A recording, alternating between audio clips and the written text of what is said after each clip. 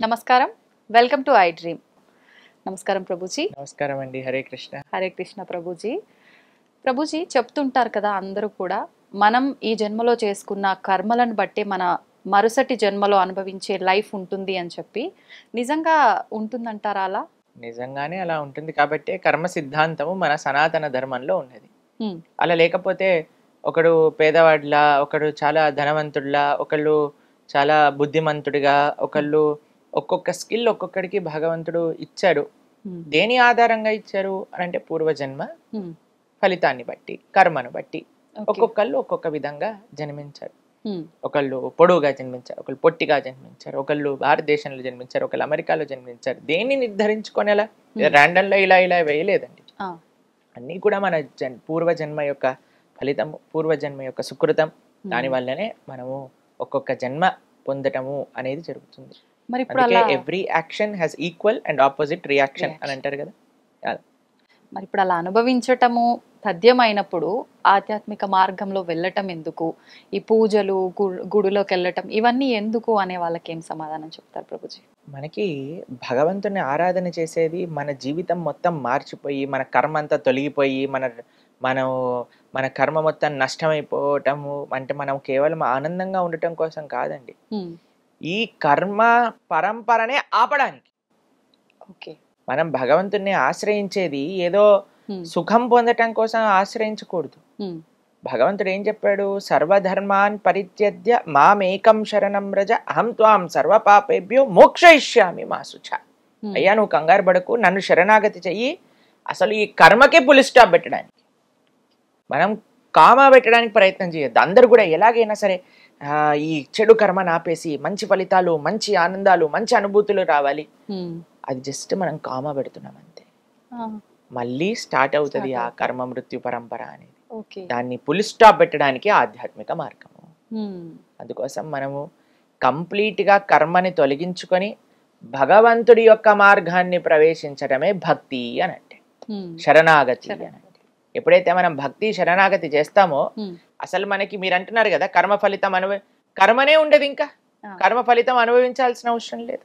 Okay. కానీ ఎప్పటి వరకైతే మనం ఈ పుణ్యం చేసినా హ్మ్. పాపం చేసినా ఈ ప్రపంచంలోకి రావాల్సింది. ఓకే. క్షీణే పుణ్యే మర్త్యలోకం విశంతి అని అంటారు శాస్త్రంలో. ఇప్పుడు మీరు చూడండి, మీరు ఎప్పుడైనా చిన్నపిల్లల్ని మాల్కి తీసుకెళ్ళి ఉంటారు కదా ఆడిపించడానికి. అప్పుడు మీరు డబ్బులు ఇచ్చి కొంటారు కాయిన్స్. చిన్న చిన్న గేమ్స్లలో కాయిన్స్ వేసారనుకోండి, సపోజ్ ఒక కార్ లాగా ఉంటుంది, అది ఇలా ఇలా ఇలా ఇలా ఊగుతూ ఉంటుంది. మీరు ఒక 100 రూపీస్ పెట్టి 2 కాయిన్స్ కొన్నారనుకోండి, ఆ పిల్లవాడు అంటాడు, అరే అమ్మ అయిపోయింది, నాకు ఇంకా కార్డ్స్ కావాలి, ఇంకా అరే ఎంతసేపు ఆడావో తెలుసారా, ఎంత డబ్బులో తెలుసా, 500 అయిపోయాయి, ఏం పర్వాలేదు నాకు 1 నిమిషంలానే అనిపించింది. ఆనందం త్వరగా జరిగిపోతుందండి. ఇంత పుణ్యం చేసామనుకోండి స్వర్గంలో మనం ఇంతసేపు ఉంటాం, ఇంత పాపం చేసామనుకోండి నరకంలో ఇంతసేపు ఉంటాం. ఎందుకో తెలుసా అండి, బాధాకరమైన సిచ్యువేషన్స్ కొద్దిసేపు నడిపినా సరే అమ్మా ఇంకెంతసేపు మనకి ఎక్కువగా అనిపిస్తుంటుంది. కాబట్టి మనకి పుణ్యము సంపాదించి ఆనందంగా ఉంటామా అని అంటే మనం పుణ్యం కోట అయిపోగానే తీసుకెళ్లి మళ్ళీ ఈ ప్రపంచంలో పడేస్తారు. మనం పాపం చేస్తే నరకంలో అనుభవించాల్సి వస్తుంది, మళ్ళీ జన్మలో అనుభవించాల్సి వస్తుంది. మనకి పుణ్యము వద్దు, మనకి పాపము వద్దు. భగవంతుణ్ణి శరణాగతి చేయటం వల్ల మోక్షము పొందటం మనకి ముఖ్యం. భగవంతుడి యొక్క సేవ చేసుకోవటం మనకి ముఖ్యం. అందుకే ఆధ్యాత్మికత. కానీ ఇప్పుడు ఆధ్యాత్మికత అంటే ఎలా మారిపోయింది తెలుసా అండి? ఈ పరిష్కారం చేయండి, మీకుండే కష్టాలు పోయి మీకు సుఖ సంపత్తులు మొత్తం వచ్చేస్తాయి. ఇది ఆధ్యాత్మికత కానే కాదు. ఇది కేవలం భౌతికమైన పుణ్యము మాత్రమే. ఆధ్యాత్మిక మార్గం అంటే పాపానికి సంబంధం లేదు, పుణ్యానికి సంబంధం లేదు. కేవలం భగవంతుడి యొక్క సేవ, భగవంతుడి యొక్క భక్తి, ఇది ఆధ్యాత్మిక మార్గం. అందుకోసం మనం భగవంతుడిని ఆశ్రయిస్తాం, భక్తి మార్గంలో, ధర్మ మార్గంలో ముందుకెళ్ళాలి అని సంకల్పం చేసుకుంటాం. ప్రభుజీ, భక్తి శరణాగతి అన్నారు కదా, ఏంటి రెండిటి మధ్య వ్యత్యాసం? భక్తి అంటేనే శరణాగతి, శరణాగతి అంటేనే భక్తి భావనతో ఉండుట. శరణాగతి అంటే స్వామి నేను నీకు చెందిన వాడిని, నీవు తప్ప నాకు ఇంకెవరూ తెలియదు అని ఒక భావన శరణాగతి. శరణాగతి చేశాక ఏం చేయాలి? భగవంతుడి యొక్క భక్తి చేయాలి. భగవంతుడి యొక్క భక్తి అంటే ఏంటి? శ్రవణం కీర్తనం విష్ణు స్మరణం పాద సేవనం అర్చనం వందనం దాస్యం సాఖ్యమాత్మ నివేదనం. చక్కగా భగవంతుడి గురించి వినటం, భగవంతుడి యొక్క నామాన్ని కీర్తన చేయటం, భగవంతుడికి అర్చన చేయటం, ఇలా నవవిధ భక్తి మార్గాలలో భగవంతుని ఆశ్రయించటం, ఇదే భక్తి శరణాగతి అని అంటే. ప్రభుజీ, కలియుగంలో ఇప్పుడు మనకు ధర్మం అనేది ఒకే పాదం పైన నడుస్తుంది, ఆల్రెడీ అంత అధర్మమే నడుస్తోంది అని చెప్పి జరిగే అరాచకాలు, ఘోరాలు చాలా చాలా చూస్తున్నాం. మరి ప్రస్తుతమే ఇలా ఉంటే ఇంకా ముందు ముందు ఎలా ఉండబోతుంది అంటారు? ఇంకా మనకి నిజంగా చెప్పాలి అంటే ఇది సంధికాలము అని అంటారు. అంటే ద్వాపర యుగానికి కలియుగానికి 5 నుంచి 10,000 సంవత్సరాలు సంధికాలం. అంటే ఇట్ ఈస్ జస్ట్ ట్రైలర్. ఇంకా సినిమా ఉంది ముందు ముందు. కాబట్టి ఇప్పుడు కానీ ఈ ట్రైలరే ఇక్కడ ఉంది, అమ్మో కలియుగం ఇలా పెరిగిపోయింది ఇలా పెరిగిపోయింది భక్తి చేయలేమని ఇప్పుడే అనుకుంటే ముందెళ్ళైతే ఇంకా చేయలేం. అందుకే మేము అందరికి చెప్పేది ఏంటంటే ఇప్పుడే ఇలా ఉంటే ఇంకా ముందు ముందు ఎలా ఉంటుంది. కాబట్టి ఈ జన్మను వదిలేసుకోకండి. ఈ జన్మ వదిలేసుకొని మళ్ళీ మనం పుట్టామనుకోండి, అప్పుడు ఎవ్వరు ఐ డ్రీమ్స్ టీవీలో భగవంతుడి గురించి చెప్పేవాడు ఉండరు అనమాట. అప్పుడు అందరూ సినిమాల గురించి సీరియల్ గురించి మాట్లాడే వాళ్ళే ఉంటారు. కాబట్టి మనకి ఇప్పుడు కలియుగంలో స్టార్టింగే ఇది, ఇంకా స్టార్టింగ్ లో ఉన్నాం కాబట్టి ఇంత ప్రభావం అనిపిస్తుందా మీకు? అందుకోసమే మనం జాగ్రత్తగా, అందుకే మనం అంటాం కదా దీపం ఉన్నప్పుడే ఇల్లు చక్కబెట్టుకోవాలని. అందుకే ఈ జన్మలోనే ఎంత వీలైతే అంత ఆధ్యాత్మిక మార్గంలోకి మనం వచ్చి, భౌతికత ఎన్నో జన్మలు మనం భౌతిక సంసారం చేసేసామండి, దాన్ని పక్కన పెట్టి ఆధ్యాత్మిక మార్గంలో ముందుకెళ్ళడానికి ప్రయత్నం చేయాలి అని ఎందుకు చెప్తున్నాము అని అంటే ఇది ఇంకా స్టార్టింగ్ టైమే ఇలా ఉంది, ఇంకా ముందు ముందు వెళ్ళాక ఎలా ఉంటుందో ఆలోచన చేయండి. కాబట్టి అందరూ చాలా జాగ్రత్తగా ధర్మ మార్గంలో ముందుకెళ్ళాలి. ఈ సమయంలో మనకున్న అదృష్టం ఏంటో తెలుసా అండి, ఇంతమంది యొక్క ఆధ్యాత్మిక తత్వ మధ్యలో మనం ఉన్న, ఇంకా మనం హరినామ సంకీర్తన జరుగుతుంది, యజ్ఞాలు జరుగుతున్నాయి, ఆలయాలు ఉన్నాయి, జనాలు వస్తున్నారు ఆలయాలకి, వ్రతాలు పూజలు అన్నీ జరుగుతూ ఉన్నాయి. ఇంకా ముందుకు వెళ్తూ వెళ్తూ వెళ్తూ ఉంటే ఇవన్నీ తగ్గిపోతాయి. అందుకోసం చాలా జాగ్రత్తగా ఉండాలి. అందుకనే ప్రతిసారి కూడా ఆధ్యాత్మిక మార్గంలో వెళ్ళాలి వెళ్ళాలి, పుణ్యాలు చేసుకోవాలని చెప్తుంటారు ప్రభుజీ. ప్రభుజీ, భగవంతుడు సర్వత్రా ఉన్నాడు, ప్రతి ఒక్కరిలో భగవంతుడు ఉన్నాడు, ఎక్కడ చూసినా భగవంతుడు ఉన్నాడు, భగవంతుడు లేని ఒక ప్లేస్ అనేదే లేదు అంటుంటారు కదా.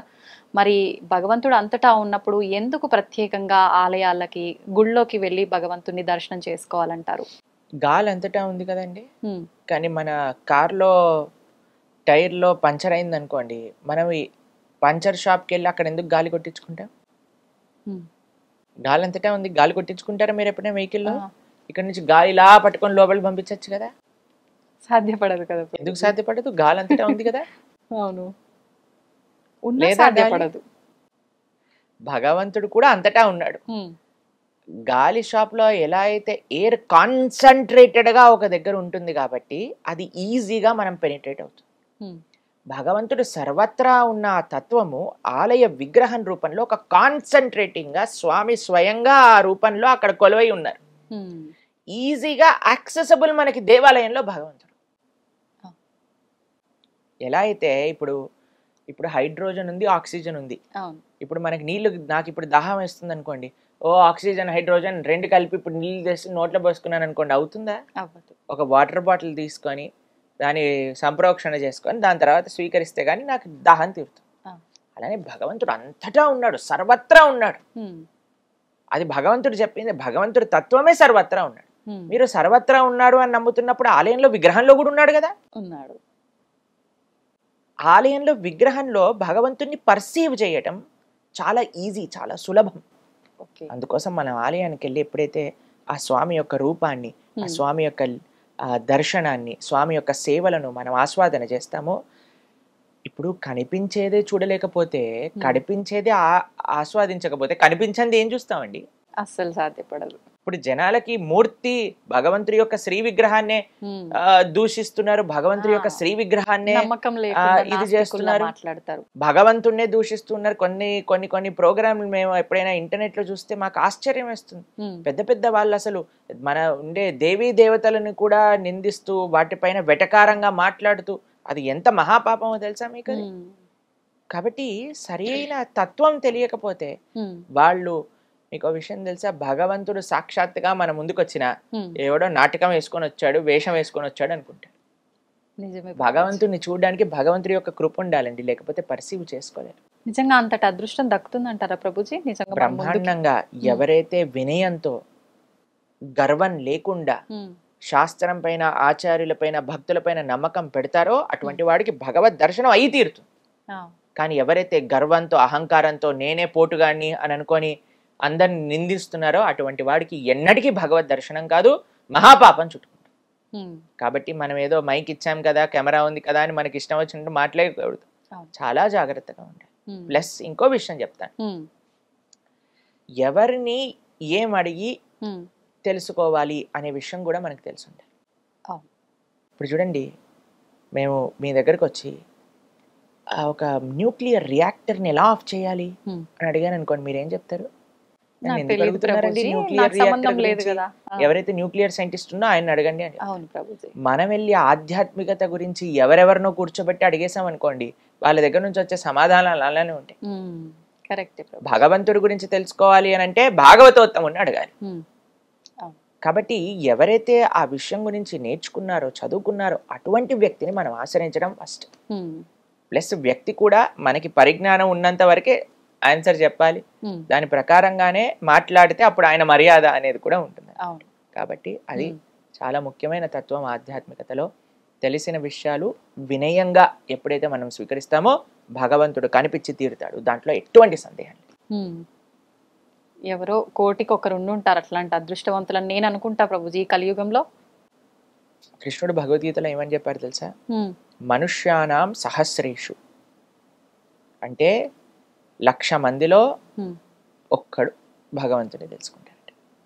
వాసుదేవ సర్వమితి సమహాత్మ సుదుర్లభ, చాలా చాలా దుర్లభం భగవంతుడే అంతటా ఉన్న తత్వము అని తెలుసుకునేవాడు అని.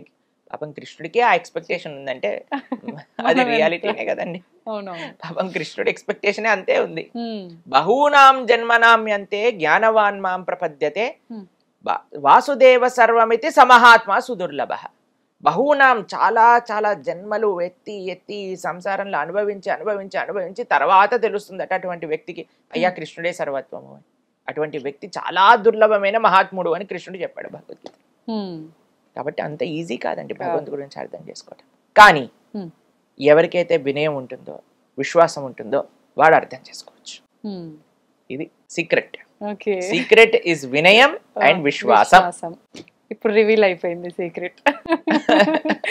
ఓకే ప్రభుజీ, ధ్యానం చేస్తే చాలా మంచిదని అంటుంటారు. నిజంగా ధ్యానం చేస్తే అంత మంచిదా? ఎందుకు చేయాలి అసలు ధ్యానం? మనకి మనసుని నిగ్రహించడం. ఇప్పుడు మనసు ఏం చేస్తుందంటే అండి, వాయోరివ సుదుష్కరం అని భగవద్గీతలో అర్జునుడు కృష్ణుడికి చెప్తారు. మనసుని నిగ్రహించడం అనేది చాలా కష్టమైన విషయం. ఇప్పుడు చూడండి, ఒక్క నిమిషంలో మన ఇద్దరం మాట్లాడుకుంటున్నట్టే ఉంటుంది, కానీ మనసు అలా రౌండ్ తిప్పేసి వచ్చేస్తుంది అనమాట. మేము మాట్లాడే లోపల అన్ని ప్రదేశాలు వెళ్ళిపోయి నెక్స్ట్ ఏంటి, ఎల్లుండి ఏంటి, పోయిన సంవత్సరం ఏంటి, వచ్చే సంవత్సరం ఏంటి అన్ని తిరిగేసి వచ్చేస్తుంది. అంతే, అంత కెపాసిటీ మనసుకుంది. మనసుని నిగ్రహించడం అనేది ఎందుకు? ఒక పిల్లవాడు అల్లరి చేస్తున్నాడు అనుకోండి, అటు వెళ్తున్నాడు ఇటు వెళ్తున్నాడు ఏడుస్తున్నాడు అంటే అమ్మ ఏం చేస్తుంది? ఒక బొమ్మ తెచ్చి చేతిలో పెడుతుంది. ఎప్పుడైతే బొమ్మ చేతిలో పట్టుకుంటాడో దాంతో ఆడుకుంటూ కూర్చుంటాడు. అలా మన మనస్సు యొక్క తత్వం ఏంటి అంటే, ఇటు పరిగెత్తా అటు పరిగెత్తా, దీని గురించి ఆలోచించా, అక్కర్లేని విషయాలని నెత్తిపైన తెచ్చుకొని ఇది నా కష్టాలు, ఇది నేనే ఉద్ధరించాల్సింది అని అనవసరమైన విషయాలన్నీ మన మనసు మన పైన వేసుకుంటుంటుంది. దీన్ని ఎలా ఆపటం అంటే, ఒక చిన్న పిల్లవాడికి ఎలా అయితే మనస్తత్వమో మనసు కూడా అదే మనస్తత్వం. కాబట్టి మనసుకు ఒకటి ఇవ్వాలి. మీకు ఒక విషయం చెప్తాను. ఒక పిల్లవాడు తపస్సు చేశాడు అనమాట. ఒక యోగి వచ్చాడు ఆ మార్గంలో వెళ్తూ ఉంటే.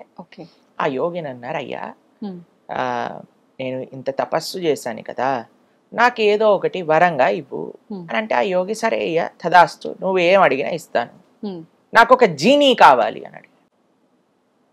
జీనీ అంటే ఒక ఆత్మ లాంటిది అనమాట. అంటే మనం ఏం చెప్పినా చేసేది అనమాట. అయితే ఈయన ఏం చెప్పాడంటే, ఈ జీనీని ఇస్తాను కానీ ఒక రూల్ ఉంది దీనికి, ఎప్పుడైతే నువ్వు దీనికి పని చెప్పవో అప్పుడు నేను చంపేస్తుంది. అదే చంపేస్తుంది, దీనికి ఎప్పుడు పని చెప్పు అని చెప్తాడు. సరే అని ఇంటికి తీసుకెళ్తాడు. ఇంటికి తీసుకెళ్ళంగానే చూస్తాడు, ఓ ఇల్లంతా గలీజ్ గలీజ్గా ఉంది, ఇల్లు శుభ్రం చేయి, ఒక్క నిమిషంలో శుభ్రం చేసేస్తుంది. బాసనలు దోమేస్తుంది, వంట చేసేస్తుంది, ఇల్లు కడిగేస్తుంది, వరండా క్లీన్ చేస్తుంది, గార్డెనింగ్ చేసేస్తుంది. ఇంకేం పని ఉంటుందండి? వీడు పని కోసం ఆలోచిస్తున్నాడు, కత్తి తీసింది చంపేయడానికి. దగ్గరకు వస్తుంది అంటే అరే ఏం చెప్పంటారు వీడికి పని అంతే, సరే ఒక పని చేయి మెట్లెక్కు కిందికి దిగు అని అన్నాడు. సరే మెట్లెక్కుతుంది కిందికి దిగుతుంది, నేను చెప్పేంత వరకు మెట్లెక్కుతూ కిందికి దిగు అని. మెట్లెక్కుతుంది కిందికి దిగు, మెట్లెక్కుతుంది కిందికి దిగు, వీడికి ఏమైనా పని గుర్తొచ్చింది అనుకోండి అప్పుడు ఈ పని చేయమంటాడు. ఆ పని అయిపోగానే మెట్లెక్కు కిందికి దిగు, అది పైకి ఎక్కుతుంది కిందికి ఎక్కుతుంది కిందికి దిగుతుంది. కానీ ఆపాము అని అంటే చంపేస్తుంది. మన మనసు కూడా అలాంటిది. దాన్ని దేంట్లోనైనా ఎంగేజ్ చేయలేకుండా ఖాళీగా పెట్టామనుకోండి మనల్ని పిండి ఆరేస్తుంది అనమాట. కాబట్టి అందుకే ideal mind devil's workshop అంటారు. కాబట్టి మనము ఎప్పుడైతే ధ్యానం చేస్తాం, మంత్ర ధ్యానము అని అంటాం. మనం మా భక్తి మార్గంలో కృష్ణ భక్తి సాంప్రదాయంలో మేము చేసేది మంత్ర మెడిటేషన్ అంట. మంత్ర ధ్యానం అంటే మంత్రం పఠిస్తూ భగవంతుడి పైన ధ్యానం చేయడం. మంత్ర అంటే మన త్రాయతే ఇది మంత్ర, మనస్సుని సంస్కరించేదే మంత్రము, మనస్సుని మంచి మార్గంలో పెట్టేదే మంత్రము, మనస్సుని నిగ్రహించేదే మంత్రం.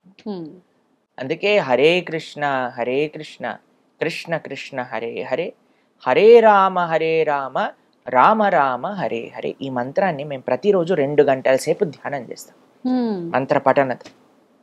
ఎందుకు అనంటే ఆ 2 గంటలు ఇప్పుడు మనం ఫోన్ ఎలా అయితే బ్యాటరీ రీఛార్జ్ అవ్వడానికి ఛార్జింగ్ పెడతామో, మన మనస్సుకి, మన శరీరానికి, మన ఇంద్రియాలకు ఒక ఛార్జింగ్ ప్రొద్దున పూట లేసా చేసేసుకున్నాం అనుకోండి, రోజంతా ఇంకా మాకు ఇంకా తిరుగులేనట్టు ఎనర్జీ వచ్చేస్తుంది అనమాట.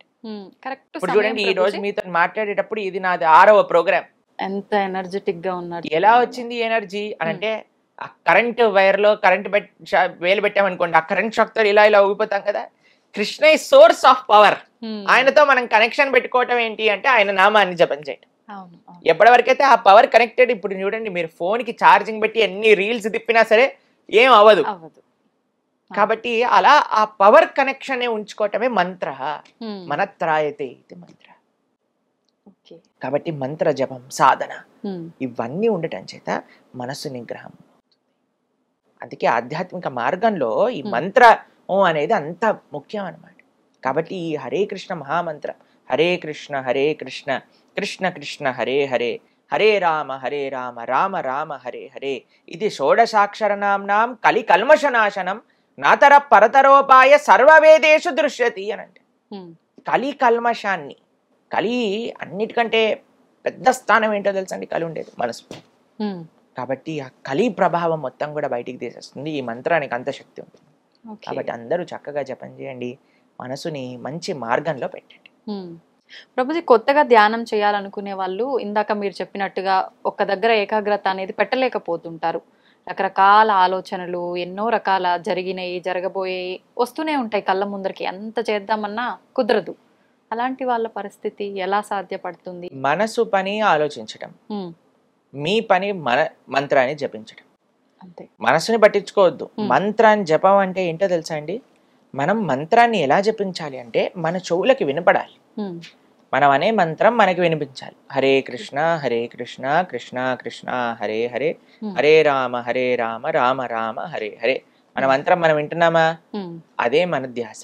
మనసు అక్కడ వెళ్ళండి, ఆస్ట్రేలియాకి వెళ్ళనివ్వండి, యూకేకి వెళ్ళనివ్వండి, అమెరికాకి వెళ్ళనివ్వండి, అది పాడివ్వండి. మనం ఎప్పుడైతే ఇలా మెల్లమెల్లగా మంత్రాన్ని వింటూ జపిస్తూ ఉంటామో, ఇప్పుడు చూడండి పిల్లలు అల్లరి చేస్తున్నప్పుడు వాళ్ళు ఏమనుకుంటారంటే అమ్మ ఏదో కిచెన్లో బిజీగా ఉంది, నాన్న ఆఫీస్ పని చేసుకుంటున్నాడు కాబట్టి అటు ఇటు వెళ్తున్నాడు.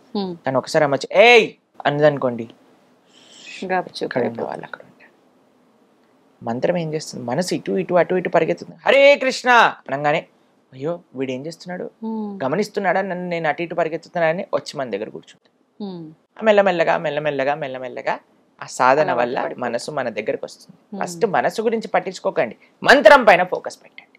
మంత్రం ఎప్పుడైతే మనం అధ్యయనం చేస్తున్నామో మనస్సు కూడా మన దగ్గరకు వచ్చి కూర్చుంటుంది. చక్కగా మనం చెప్పిన మాట. సమయం పడుతుంది, ఓపిక అవసరం. సమయం చూసుకోవాలంటారా ప్రభుజీ ధ్యానం చేయటానికి? కరెక్ట్ సమయం ఏంటంటారు? తెల్లవారుజామున సత్వగుణంలో ఉన్నప్పుడు అన్నిటికంటే బెస్ట్. ఎందుకంటే ఒకసారి టైం ప్రోగ్రెస్ అవుతూ ఉంటే మీకు తెలుసు, పిల్లలు, స్కూలు, ఇంట్లో పనులు, వంటలు, ఆఫీసులు, పరిగెత్తటం, అప్పుడు వచ్చి మిమ్మల్ని ప్రశాంతంగా కూర్చొని జపం చేయమంటే మీకు అవుతుందా చెప్పండి? అస్సలు కుదరదు. కాబట్టి ఇవన్నీ స్టార్ట్ అవ్వక ముందే మనం జపం చేయాలి. లేకపోతే మన జపం హరే కృష్ణ హరే కృష్ణ పాలు లోపల పెట్టు, రామ్ రామ్ హరే హరే, తొందరగా వెళ్ళు బస్ టైం అయిపోయింది, ఇలా అయిపోతుంది. అవునవును. కాబట్టి ఎవరు లేవక ముందే మనం లేస్తే మన ఆధ్యాత్మిక సాధన నడుస్తుంది. లేదంటే ఉపయోగమే లేదు, ఎన్నాళ్ళు చేసినా వ్యర్థం. ఇప్పుడు ఎంత మనము యాక్టివ్ అయిపోయాం అనుకోండి, ఈ రోజులో అందరూ యాక్టివ్గా ఉన్నారనుకోండి, మనం కూడా యాక్టివ్ అవ్వాల్సి వస్తుంది. అవును. ఇప్పుడు రాత్రిపూట వెళ్ళి సాధన చేసుకుంటామంటే అలసిపోతారు కదా. ప్రొద్దునంతా మనం పని చేసో చదువుకోనో వెళ్ళి వెనకాలకి వెళ్ళి అప్పుడు నేను జపమాలు పట్టుకుంటే ధ్యానంగా చేసేది యోగ నిద్ర. కాబట్టి ప్రొద్దున పూట తెల్లవారుజామున త్వరగా పడుకొని త్వరగా లేచి స్నానం చేసి దేవుడి దగ్గర దీపం పెట్టుకొని కూర్చొని జప అనుష్ఠానం చేయండి. అసలు తిరుగులేని శక్తి మీ సొంతం అవుతుంది. ప్రభుజీ, మనం తీసుకునే ఆహారాన్ని బట్టి కూడా మన ఆలోచన విధానం ఆధారపడి ఉంటుందంటారు కదా. అలా అయితే శాకాహారం భోజనం మాత్రమే తీసుకునే వాళ్ళు ఉంటారు, వాళ్ళు అంత సాత్వికంగా ఉన్నట్టుగా ఏం కనిపించరు కదా. మరి ఆహార ప్రభావం ఉన్నట్టు ఎలా? సాత్వికమైన ప్రవృత్తి కావాలి అని అంటే సత్వగుణంలో ఉండాలి. అది కేవలం ఆహారం కాదు, ఇంకా చాలా ఫ్యాక్టర్స్తో. మీకు ఒక విషయం చెప్తాను. ఈ ప్రపంచం నుండి ప్రతి వస్తువు కూడా సత్వ రజస్తమో గుణములలో కేటగరైజ్ చేసి ఉంటుంది అనమాట.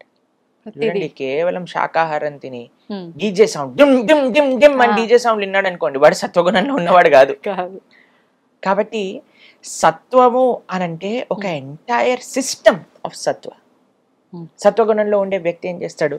తెరవారుజాములు లేస్తాడు, స్నానం చేసుకుంటాడు, ప్రతిరోజు దేవాలయానికి వెళ్తాడు, చక్కగా సాత్వికమైన ఆహారాన్ని. ఇప్పుడు అన్ని సత్వగుణంలో ఉండే వస్తువులన్నీ కూడా మనస్సు పైన ప్రభావం చూపిస్తుంది. అన్నిటికంటే పెద్ద ఫ్యాక్టర్ ఆహారం, ఇది గమనించాలి. ఆహారం ఒక్కటే ఫ్యాక్టర్ కాదు. అర్థమైందా మీకు రెండిట్లో ఉండే డిఫరెన్స్? అర్థమైంది ప్రభుజీ. కాబట్టి ఆహారం అన్నిటికంటే ముఖ్యమైన ఫ్యాక్టర్. ఎవరైనా కానీ తమో గుణం రజోగుణం అంటే మాంసాహారులు కానీ మద్యము కానీ ఇటువంటి సేవించారనుకోండి, వాళ్ళకి సత్వగుణంలోకి రావటం చాలా చాలా కష్టం, చాలా అంటే చాలా కష్టం. కాబట్టి ఎవరైనా ఈ మానవ జన్మని చక్కదిద్దుకోవాలి అని అనుకున్న వారు ఎవరైనా ఉంటే సాత్వికమైన ఆహారాన్ని తీసుకోవటమే శ్రేయస్కరం. మాంసాహారము మహాపాతకములలో ఒకటి అని శాస్త్రములో చెప్పున్నది. కాబట్టి మనం ఎప్పుడు కూడా మాంసాహారం వైపు వెళ్లకుండా కూరగాయలలో కూడా సత్వరజస్తమో గుణములు, ఉల్లిపాయలు తమో గుణం రజో గుణానికి చెందినవి. కాబట్టి ఇప్పుడు ఆహారంతో పాటు మిగతావన్నీ కూడా మనం దృష్ట్యా పెట్టుకుంటే అప్పుడు మనకి మంచి సత్వగుణంలో ఉన్న వాళ్ళం అవుతాం. ఇప్పుడు మీకు ఒక విషయం చెప్తానండి. ఇప్పుడు ఆధ్యాత్మిక మార్గంలో ఉన్న వాళ్ళకి కొన్నిసార్లు మీరు అనుకోవచ్చు, అరే వీళ్ళకి కోపం ఉంది కదా, అరే ఈయన ఇలా మాట్లాడుతున్నాడు కదా, అలా అనుకున్నారనుకోండి. మీకు ఒక విషయం చెప్తాను. ఒక వ్యక్తి రోగం ఉన్నది, ఓకేనా, నడుము నొప్పి ఉంది, కాళ్ళ నొప్పి ఉంది, తలనొప్పి ఉంది, జ్వరంగా ఉంది, గొంతు నొప్పి ఉంది, థ్రోట్ ఇన్ఫెక్షన్ లాగా అనిపిస్తుంది. ఇంట్లోనే కూర్చున్నాడు, ఇంకా పెరుగుతుంది రోగం. పక్కింట్లో ఇంకొకటి కూడా అదే సిమ్టమ్స్ ఉన్నాయి. ఆయన డాక్టర్ దగ్గరికి వెళ్ళి జాయిన్ అయ్యాడు. డాక్టర్ అన్నాడు, నువ్వు సెలైన్ పెట్టుకో, ఈ మెడిసిన్ వేసుకో అని. ఇప్పుడు సెలైన్ పెట్టి మెడిసిన్ వేసుకున్న మరుక్షణం మొత్తం రోగం పోతుందా? టైం పడుతుంది, కొద్దిగా టైం పడుతుంది. ఆధ్యాత్మిక మార్గంలో ప్రయాణించే వ్యక్తి రోగం ఉంది అని తెలుసుకొని డాక్టర్ దగ్గర వెళ్ళిన వ్యక్తి. కాబట్టి మెల్లమెల్లగా రోగం పోతుంది, ఎందుకంటే చికిత్స చేసుకుంటున్నాడు కాబట్టి. కానీ ఈ వ్యక్తి ఎవరైతే బయట నుంచి అరుస్తున్నాడో, వాడికి ఇంకా జ్వరం ఉంది, వాడికి ఇంకా అహంకారం ఉంది, కోపం ఉంది అన్నవాడు, వీడైతే ఇంకా హాస్పిటల్కి రావట్లేదు, ఆ ప్రయత్నమే లేదు కదా.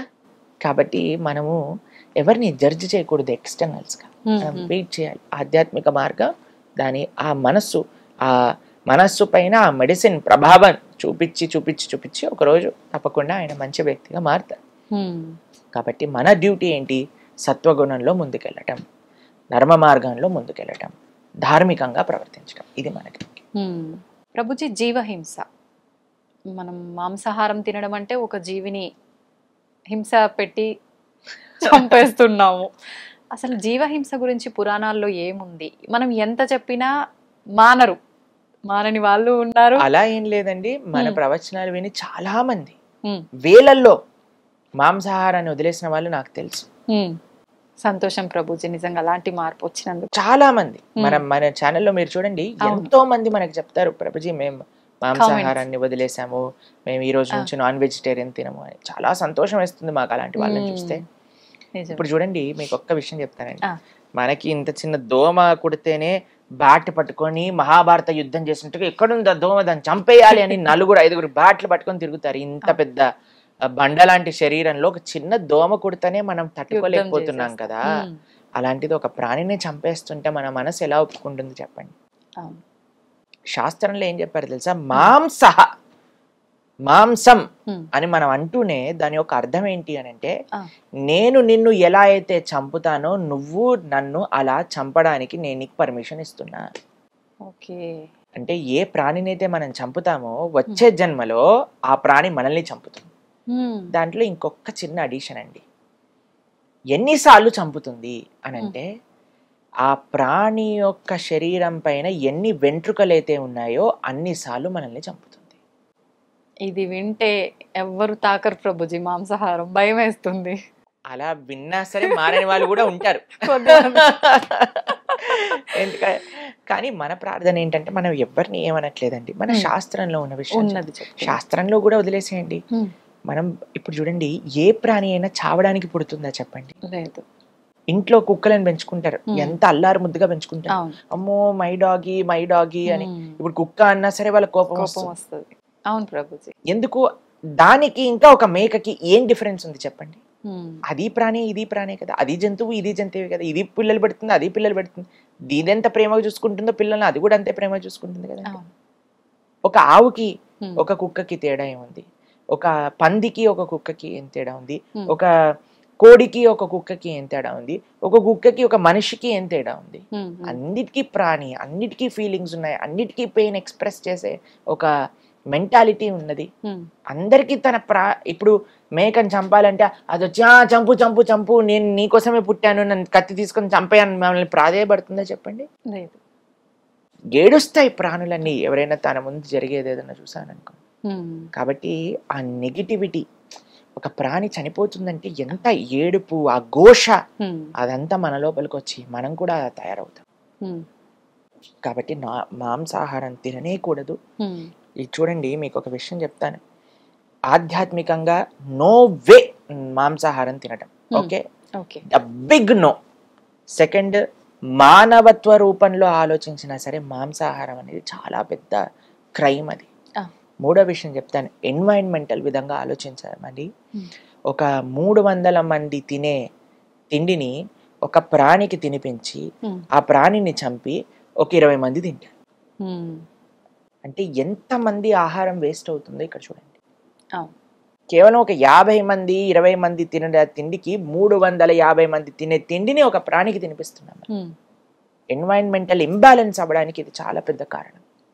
ఎన్వైరన్మెంటల్గా, అలానే మానవీయంగా, అలానే చూస్తే మీరు ఆధ్యాత్మికంగా, ఆరోగ్యరీత్యా మీకు 100 ఎగ్జాంపుల్స్ చూపిస్తాను. డాక్టర్స్ ఇప్పుడు మాంసాహారం వద్దు, వీగన్ అని ప్రపంచం మొత్తం కూడా వీగనిజం, ప్లాంట్ బేస్డ్ డైట్ అని వైపు వెళ్తూ ఉంటుంది, మీరు చూసే ఉంటారు. కాబట్టి ఇప్పుడు చూడండి, చాలా మంది అంటారు మనకి ఇలా కెనైన్ టీట్ ఉన్నాయి, కెనైన్ టీట్ ఉంటే మనం కార్నివరస్ అని. ఇప్పుడు కార్నివరస్, ఇప్పుడు చూడండి, కుక్క కానీ మీరు పులి కానీ ఏం చేస్తాయండి? అదేమన్నా వండుకొని తింటాయా? మసాలాలు వేసి తందూరి చేసుకొని తింటాయా? అది పచ్చిగా తింటాయి. కాబట్టి దానికోసమని ఆ పండ్లు ఇచ్చారు, మీరు కూడా పచ్చిగా తినండి. వెళ్ళి మార్కెట్లో ఎక్కడ మేక అనిపిస్తుంది అని పట్టుకొని యాని కొరికి తినండి, అప్పుడు మనకేం ప్రాబ్లం ఉండదు. కానీ మనం మాత్రం దాన్ని చంపి వండుకొని తింటున్నామంటే you are not meant for that. Plus మీకు ఒకటి చెప్తాను, కార్నివరస్ యానిమల్స్ అంటే మాంసాహారం తినే జంతువులకి ప్రేగులు చిన్నగా ఉంటాయి. ఎందుకంటే అది తొందరగా బయటికి వెళ్ళిపోవాలన్నమాట. కానీ మనది ఆవుకి ఎలా అయితే, హెర్బివరస్ యానిమల్స్ కి ఎలా అయితే ఇంటెస్టైన్స్ ఉంటాయో అలా మనకు ఉంటాయి. అలా మనకి ఇంటెస్టైనల్ సిస్టమ్ వచ్చినప్పుడు మనం ఎప్పుడైతే మాంసాహారం తింటామో అది అరగడానికి 2-3 రోజులు పడుతుంది. అంటే మన శరీరంలోనే కుళ్ళిపోతుంది. దానివల్ల కొలెస్ట్రాల్ అని, క్యాన్సర్స్ అని చాలా ఎక్కువ మనకి రీసెర్చెస్ కూడా చూస్తున్నాం ప్రభుజీ ప్రెజెంట్. ఇది ఆరోగ్యరీత్యా. తర్వాత మీరు ఎన్నైనా మీరు చెప్పండి ప్రభుజీ, ఏ ఫ్రంట్ లో మాంసాహారం తింటాం కరెక్ట్ అంటే ఏ ఫ్రంట్ లో కూడా మాంసాహారం తింటాం. మాంసాహారాన్ని బంద్ చేసేయాలి. కానీ ప్రభుజీ మీరు అన్నారు ఆధ్యాత్మిక పరంగా దూరము ఏ రకంగా పనికి రాదు అని. కొంతమంది అంటారు ఇప్పుడు ఆధ్యాత్మిక పరంగా అమ్మవార్లకి జంతు బలులు ఇస్తుంటారు, అది ఎప్పటి నుంచో వస్తున్న ఆచారము. అమ్మ వారు అని మీరు అంటున్నారు కదా, అమ్మతనము అని మనం ఒక దేవతని అమ్మ అని పిలిచినప్పుడు నీకెంత అమ్మనో ఆ మేకకు కూడా అంతే అమ్మ ఆ తల్లి. శివుడిని ఏమంటారండి? పశుపతి అని అంటారు. అంటే పశువులకి ఆయన పతి, అంటే పశువులకి ఆయన ఒక నియంత, పశువులకి స్వామి. శివుడి యొక్క భార్యే కదండి అమ్మవారు. ఇప్పుడు ఈయనేమో పశువుని ప్రేమించే వ్యక్తి అయితే ఆవిడ్ని చంపేసైనా ముందు వేసేసే మేకని అప్పుడే నేను కృపణిస్తా అంటే ఎంత అన్యాయం చెప్పండి. అలా అమ్మవారు అంటదా చెప్పండి? అసలు ఇక్కడ ఏ శాస్త్రం నుంచి తెచ్చారు ఏంటి అసలు? అసలు అవైదికం అది. అమ్మ జగదంబ అంబిక, అమ్మతనంలో ప్రేమ ఉంటుంది కానీ అమ్మతనంలో హింస ఉండదండి. కాబట్టి పశువు బలి అనేది వైదికం కాదు. కాబట్టి అమ్మవారికి ఎవ్వరికి పశుబలి ఇవ్వటం వీలే ఉండదు. మాంసము మద్యము ఎవరైతే సమర్పణ చేస్తారో అది తామసిక ఆరాధన అవుతుంది. అటువంటి వాళ్ళ ఫలితాలు ఇప్పుడు పెద్ద పెద్ద వాళ్ళు కూడా టీవీలో కూర్చొని కంపల్సరీ మీరు పెట్టాల్సిందే నాన్ వెజిటేరియన్, కంపల్సరీ మీరు పెట్టాల్సిందే లిక్కర్ అని మాట్లాడుతున్నారు. వాళ్ళందరూ పాపం సంపాదించటమే కాకుండా 10 మందికి ఆ పాపంలో భాగ్యస్వామం చేస్తున్నారు. ఈ జీవితం వచ్చింది ఈ ఒక్క పాయింట్ అర్థం చేసుకోండి. ఈ జీవితం వచ్చింది భౌతికమైన కోరికలు సంపాదించటం కోసం కాదు. ఈ జీవితం మనకి భగవంతుడు ఇచ్చింది. భగవంతుడిని అర్థం చేసుకొని భగవంతుడికి శరణాగతి చేసి ఈ జన్మ మృత్యు పరంపర నుంచి దాటి భగవంతుడి లోకానికి వెళ్ళటం. కాబట్టి దీనికి ప్రాణి హింసకి సంబంధం లేదు లేదు లేదు. ప్రభుజీ ఇంకొక చిన్న డౌట్, నేను ఒక కామెంట్ కూడా చూసా లాస్ట్ టైం మనం మాంసాహారం వీడియోకి. మనం చేసుకున్న కర్మల ప్రకారంగా మరొక జన్మ తీసుకుంటాం కదా, అలా తీసుకున్న జన్మ ఇవి జంతువులు మనకు ఆహారంగా ఉండాలని చెప్పి మళ్ళీ జన్మ తీసుకొని వచ్చాయి కాబట్టి ఇప్పుడు అవి మనకు ఆహారంగా మారిపోయాయి, భగవంతుడే సృష్టించాడు అలా అని చెప్పి ఒక కామెంట్ చూసా. దాని గురించి ఏం చెప్పాలి? బీ రెడీ, ఇప్పుడు చంపేసాయి, ఇలా అనుకొని చంపేసాయి. ఆ జీవి పైన ఎన్ని ఎంట్రుకలు ఉన్నాయో అన్నిసార్లు చావడానికి రెడీగా ఉండు. కర్మ ఇస్ క్లియర్ అండి. నేను కళ్ళ గంతులు కట్టుకొని సిగ్నల్ క్రాస్ చేస్తా, నేను సిగ్నల్నే చూడకుండా క్రాస్ చేస్తా, నీ కర్మ ఫైన్ కట్టాల్సిందే కదా. కట్టాల్సిందే. ఇంకా దురదృష్టవంతుడు అయితే యాక్సిడెంట్ అవుతుంది. కాబట్టి నాకు తెలియదు, నేనేం చూడను, నాకేం తెలియదు, నాకు సిగ్నల్ తెలియదు, నాకు ఈ రూల్స్ అని తెలియదు, పోనీ ఇష్టం. కాబట్టి బాధ్యత కదా. కాబట్టి ఇలాంటి ఎన్ని లాజిక్లు ఉపయోగించి ఎన్ని విధాలుగా నువ్వు కర్మ చేసినా సరే కర్మని తప్పించుకోలేవు. ఇది అర్థం చేసుకోవచ్చు. ఇంకొంత పాపం మూట కట్టుకుంటున్నారు. ఇప్పుడు ఒకడు మర్డర్ చేసేసాడండి, పోలీసులు వచ్చి పట్టుకున్నారు. ఏయ్ మర్డర్ చేసా పదా జైలుకి. నాకు మర్డర్ చేయటం తప్పని తెలియదు, వదిలేస్తాడా? అసలు వదలరు. చెప్పండి. కాబట్టి ఇప్పుడు నా కర్మ, వాడు నా చేతిలో చంపబడటం ఆయన కర్మ అని చెప్పాడు అనుకోండి, పోలీసు వాడు వదిలేస్తాడా? లేదు. కాబట్టి మన విచక్షణ, భగవంతుడు బుద్ధి కూడా ఇచ్చాడు కదా. అవును. కాబట్టి మన విచక్షణ ఉపయోగించి మనం ఏది మంచి ఏది చెడు అని ఆడాలి. కాబట్టి ఈ జిహ్వని కంట్రోల్ చేసుకోవటం అనేది మీకు విషయం చెప్పనా, అన్నిటికంటే ఈజీ ఆధ్యాత్మిక మార్గాలు.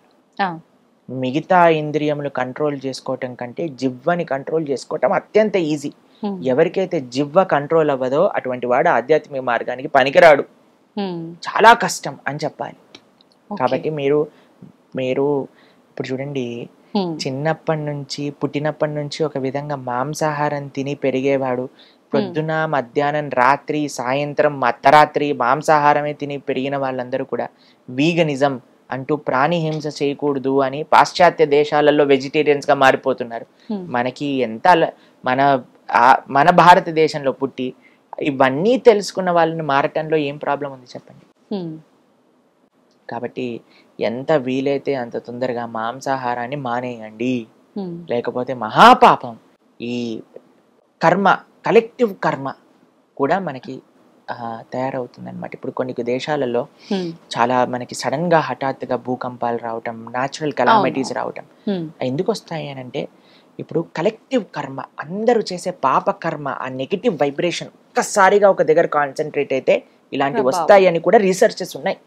Okay okay. కాబట్టి మనం ఏ ప్రాణిని హింస పెట్టకుండా మనం జీవిద్దాం, ప్రతి ఒక్క ప్రాణిని జీవించే హక్కు వాళ్ళకి ఇద్దాం, అంతే అండి.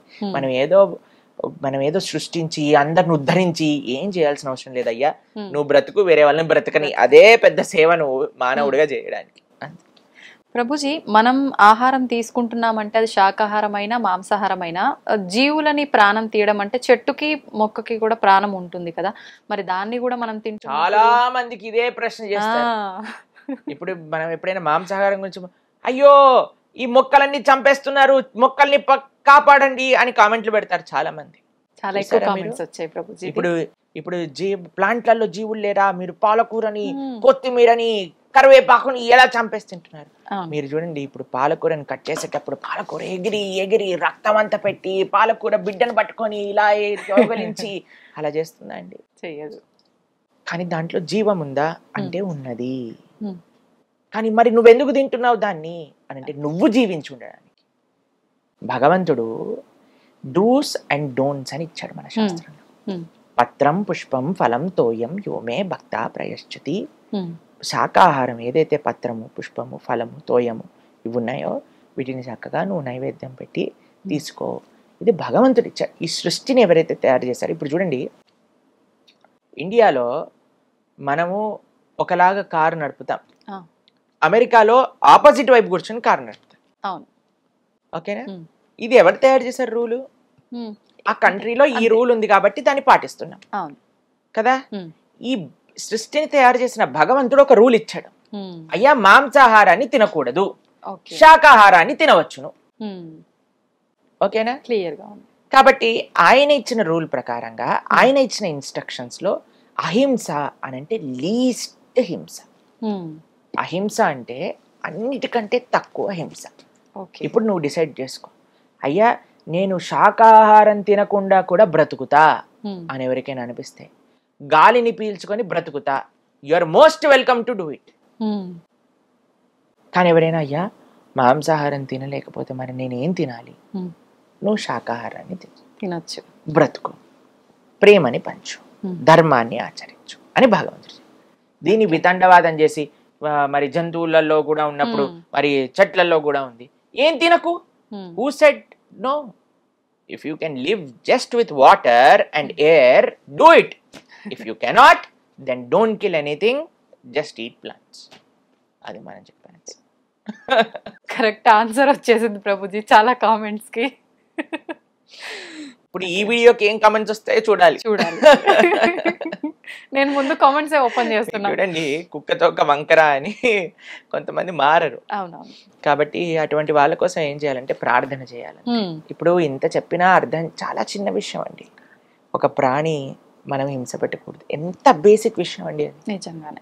దానికి ఇంత మొత్తుకొని చెప్పాల్సి వస్తుంది, అయినా సరే అర్థం చేసుకోవట్లేదు అని అంటే ఇంకా వాళ్ళకి ఇంకా మారరు అనేది అర్థం. అంతే. కాబట్టి మనం జస్ట్ భగవంతుడికి ప్రార్థన చేయాలి, తండ్రి వాళ్ళని కూడా మంచి ధర్మ మార్గంలో నడిపించు, అంతే, ఇంకేం చెప్పలేము. మన వంతు ప్రయత్నం మనం చేసాం, ఆ పైన భగవంతుడి పైన భారం. ప్రభుజీ, దానం విషయానికి వస్తే కూడా అపాత్ర దానం పనికిరాదు అంటుంటారు, దాని వల్ల కూడా పాపం జరుగుతుంది అని అంటుంటారు. నిజమే అంటారా ప్రభు? కృష్ణుడు భగవద్గీతలో ఈ విషయం గురించి చెప్తారండి. ఎవరికైతే పాత్రత లేదో వాళ్ళకి దానం ఇవ్వకూడదు. ఇప్పుడు చూడండి, ఒక ఆయన వచ్చి మిమ్మల్ని డబ్బులు అడిగాడు, 100 రూపాయలు ఇచ్చారు అనుకోండి, వాడు వెళ్ళి సిగరెట్ తాగి మందు కొట్టాడు అనుకోండి, వాడి వచ్చిన పాపం కూడా మీ దగ్గరికి వచ్చేస్తుంది. ఓకే. కాబట్టి మనం ఎప్పుడు కూడా అపాత్రతా దానం చేయకూడదు. ఎవరికి దానం ఇస్తున్నాం? ఎక్కడైతే మనం కాన్ఫిడెంట్ గా ఉన్నామో నా డబ్బులు ఇయ్యటం చేత మంచి జరుగుతుంది, అక్కడ మనం దానం ఇవ్వాలి. వాళ్ళకు ఉపయోగపడే ఒక దైవ కార్యక్రమానికి. కానీ ఇప్పుడు ఆలయ వ్యవస్థకు అందరూ అంటారండి, ఆలయానికి ఎందుకు డబ్బులు ఇవ్వాలి, ఎందుకు డొనేషన్స్ ఇవ్వాలి, ఎందుకు మీరు డొనేషన్స్ అడుగుతున్నారు? ఇప్పుడు ఒక పెద్ద ఆలయ వ్యవస్థ, ఇప్పుడు ఫర్ సపోజ్ ఇప్పుడు నేను ఇస్కాన్ ఆదిలాబాద్ మేము అధ్యక్షత వహిస్తూ అక్కడ సేవ అందిస్తూ ఉన్నాం అనమాట. ఇప్పుడు మా టెంపుల్ ఫర్ ఎగ్జాంపుల్ తీసుకుందాం, ఆదిలాబాద్ లో ఉన్న మా గుడిలో ఇప్పుడు భగవంతుడి యొక్క సేవ జరుగుతుంది. ఎవరైతే ఆలయానికి వస్తారో వాళ్ళందరికీ ప్రసాదం పెడుతున్నాం. ప్రతిరోజు కూడా అన్నదాన సేవ. అక్కడ ఎవరెవరికైతే అన్నం లేకుండా ఉన్న పిల్లలు కానీ, వృద్ధులు కానీ, మహిళలు కానీ ఎవరు వచ్చినా సరే లేదనకుండా అన్నం పెడుతున్నాం ప్రతిరోజు కూడా. అన్నదాన సేవ జరుగుతుంది. దాని తర్వాత ఆధ్యాత్మికమైన కార్యక్రమాలు, ఊర్లలో ఎక్కడైతే మత మార్పిడులు జరుగుతున్నాయో, ఎక్కడైతే ధర్మ ప్రచారం ప్రతి ఊర్లోకి వెళ్ళి ఇది నీ ధర్మం అయ్యా, ఇది నువ్వు చెయ్యి, దానికి ధర్మ ప్రచారానికి ఉపయోగపడుతుంది. కాబట్టి ఒక కల్చరల్ ఫ్రంట్, ఇప్పుడు ఉత్సవాలు సెలబ్రేట్ చేస్తాం. ఇప్పుడు జన్మాష్టమి వస్తుంది, 25,000 మందికి మనం అక్కడ ప్రోగ్రామ్ తయారు చేస్తున్నాం. ప్రతి ఒక్కరికి వచ్చిన వాళ్ళందరికీ అన్నదానం చేయటం కానీ, భగవంతుడి యొక్క వివిధ ఉత్సవాలు కానీ, ఒక ఆలయ వ్యవస్థ. ఇక్కడ మన డబ్బులు పాడవవు అనే దగ్గర మనం ఇవ్వాలి. ఎక్కడైతే మన డబ్బులు లూటీలు వేసేసి వాళ్ళ పని వాళ్ళు చేసేసుకుంటున్నారు. ఇప్పుడు చూడండి, కొంతమంది చెప్తారు, అది ఎంతవరకు కరెక్టో తెలియదు, మన టెంపుల్లో వేసే హుండీలో డబ్బులన్నీ కూడా గవర్నమెంట్ వేరే వేరే స్కీమ్లలోకి వేరే వేరే దాంట్లోకి వాడేస్తుంది, అది వేరే మతాలకు కూడా వాడేస్తుంది, పిచ్చి పిచ్చి తప్పుడు పనులకు కూడా వాడేస్తుంది అని కూడా చాలా మంది చెప్తుంటారు. కాబట్టి ఎక్కడైతే మనకి మంచి కార్యక్రమాలు జరుగుతున్నాయి అని మనకి తెలుస్తో అక్కడే ఇవ్వటం అనేది చాలా ముఖ్యం. కాబట్టి అందుకే మనకు ఒక విషయం చెప్తారు, మనకి ఎప్పుడైనా రోడ్ పైన వెళ్తున్నప్పుడు భిక్షాటన చేస్తూ వస్తారు కదండి, అందులో మేము ఫాలో అయ్యే విషయం చెప్తాను. మేము ఎప్పుడు కూడా ఏదో ఒక ప్రసాదం మా దగ్గర పెట్టుకుంటాం. ఎవరైనా మన దగ్గరికి వచ్చారనుకోండి, ఒక పండు ఇస్తాం అనమాట. చిన్నపిల్లలు వచ్చారనుకోండి, ఒక పండు, ఒక స్వీట్, ఏదో ఒకటి భగవంతుడి ప్రసాదం ఇస్తాం. కానీ డబ్బులు ఇస్తే, ఇప్పుడు చూడండి, ఆ పిల్లవాడు డబ్బులు ఇచ్చాడు అనుకోండి, పాపం వాడికి విచక్షణ లేదు, వాడు వెళ్ళి షాప్ కీపర్ని 10 రూపాయలు ఇచ్చి సిగరెట్ ఇచ్చేస్తాడు కదా. కాబట్టి మనం కరెక్ట్ కైండ్ ఆఫ్ దానం ఇవ్వండి, రాంగ్ దానం రాంగ్ వ్యక్తికి ఇవ్వకండి. ఇది మనం చెప్పేది. ఈ మధ్య చాలా మంది ఫుడ్ ఇస్తే తీసుకొని వాళ్ళు కూడా ఉన్నారు ప్రభుజీ. మేము ప్రసాదం ఇచ్చినా కొన్నిసార్లు యాక్సెప్ట్ చేయరన్నమాట, కానీ మేము చెప్తాం అలాంటి వాళ్ళు అంటే నిజంగా ఆ భావన ఉన్నప్పుడు ఏది ఇస్తే అది స్వీకరించాలి కదండి.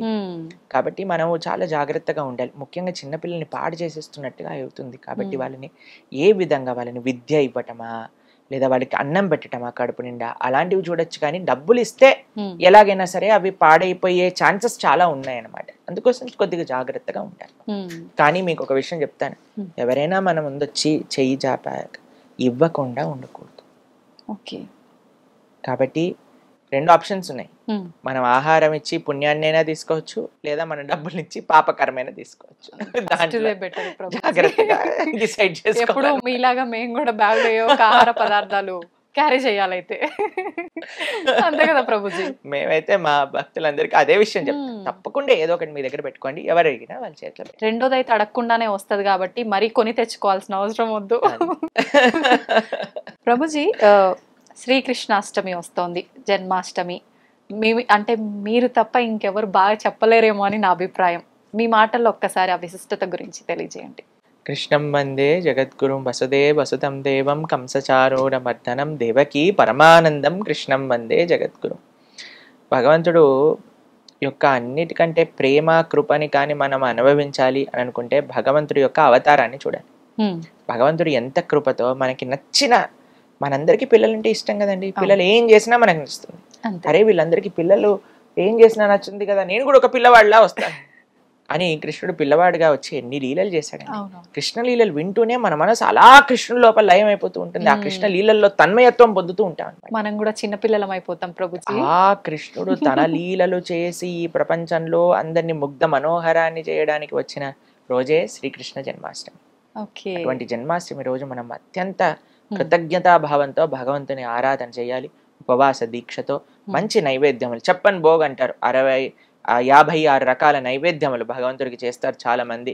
వివిధ రకాల స్వీట్లు చేసి భగవంతుడికి తులసితో అభిషేకం చేసి చక్కగా అలంకరణ చేసి అర్చన చేసి నివేదన, ఆరతి, తర్వాత పిల్లలందరినీ కృష్ణుడిలాగా అలంకరణ చేస్తారు, ఉట్టి కొట్టిస్తారు, పాదాలు వేస్తారు.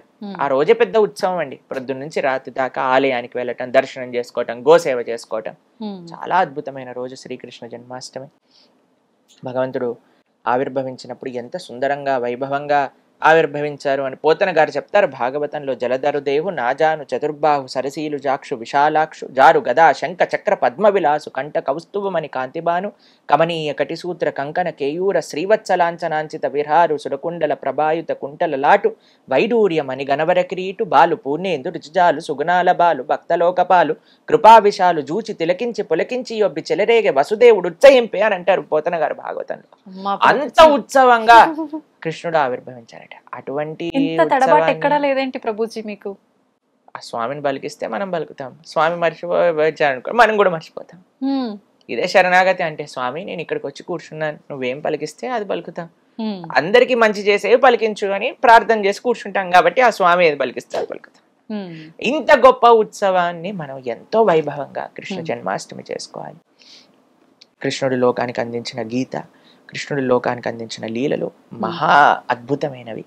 కాబట్టి మీరందరూ చక్కగా శ్రీకృష్ణ జన్మాష్టమి చేసుకొని ఆ భగవంతుడి యొక్క పరిపూర్ణ కృపా కటాక్షాలు మీ అందరిపైన ఉండాలని ప్రార్థన చేస్తూ కృష్ణం వందే జగద్గురుం. హరే కృష్ణ.